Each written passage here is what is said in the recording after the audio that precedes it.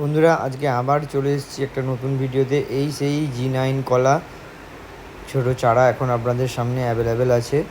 আপনারা যে কোয়ান্টিটিতে চাইবেন সেই কোয়ান্টিটিতেই দিয়ে দেওয়া হবে।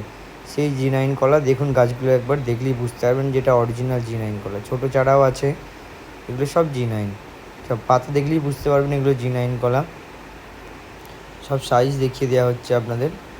দেখুন, পাতা একটু লালচে ভাব আছে, এখানে বড় গাছও আছে। সব পাতায় লালচে ভাব আছে, লালচে ভাব মানেই সেই জি9 কলা, যার বড় বড় কাঁদি হয়।